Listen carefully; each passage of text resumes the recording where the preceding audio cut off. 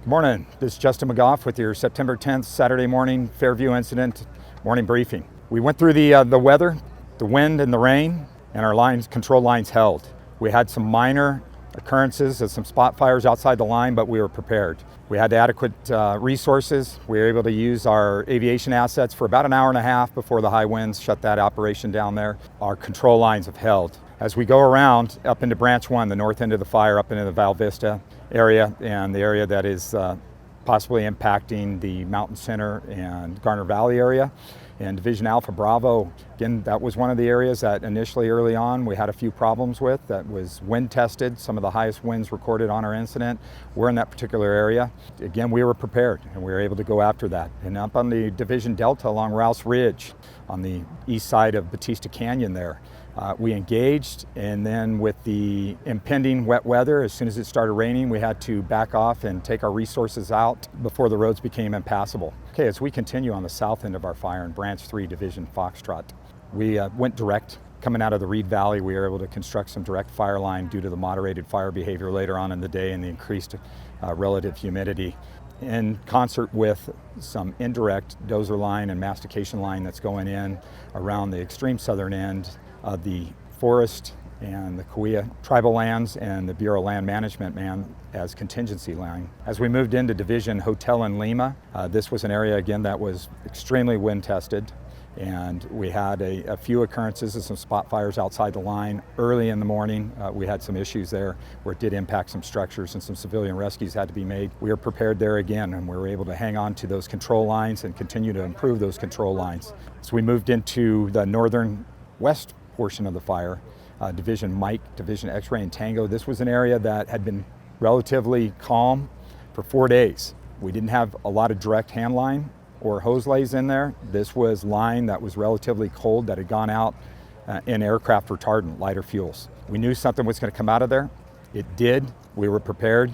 The hand crews and the engine crews were able to stop it before there was any significant spread there, in concert with our partners with the City of Hemet Fire Department. Again, today on our operation, we're going to continue to take advantage of lower temperatures, a higher RH, the moderated fire activity, the fact that the lower temperatures are going to allow that human engine to have a greater output. We're going to get greater production out of our hand crews and our engine crews out there constructing hand line and hose lays. Again, we're not out of the woods here. We have a lot of open line on the southern end of this fire and some very heavy fuels. This incident, the fire service is not going to become complacent on the Fairview incident. We're not going to allow the weather, the increased RH, the rainfall to lull us into complacency that we think this fire's out. We're going to do our due diligence to turn over a product that is no longer a hazard to our lands, our homes, or the citizens of Riverside County. I ask you not to become complacent either. If you happen to be in an area where it is placed under an evacuation order, please leave.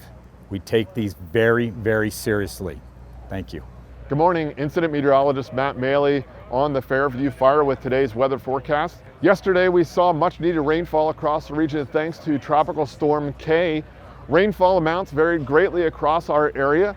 Lower elevations like Hemet saw anywhere from a tenth to possibly a quarter inch of rain, but much more rainfall fell up toward Idlewild region where they saw about an inch in the higher terrain. Down in Anza, they had about a half inch. Winds yesterday were pretty breezy to gusty at times out of the east, especially on the higher terrain up toward Idlewild. Yesterday we had a gust of 68. Lower elevations toward Hemet stayed in about the 30 to 40 mile an hour range. For today's weather forecast, concerns for firefighters on the line are going to be focused on scattered showers and possibly thunderstorms. Since this area is still tropical in nature, the concern would be thunderstorms could result in brief heavy rainfall resulting in flooding. There is a flood watch valid for the entire area through midnight tonight. Fortunately, winds will be much less today. They will still be out of the east and southeast. We could see some stronger gusts of 20 to 30 miles an hour, and temperatures will be much cooler and humidity will be much higher today. Good morning. I'm Stephen Volmer, the Fire Behavior Analyst for CAL FIRE Incident Management Team 6 here on the Fairview Fire in Riverside County. So yesterday we had that large amount of moisture that came through the area. However, the brush is so dense out there that a lot of that moisture never really made it into the ground to help extinguish this fire.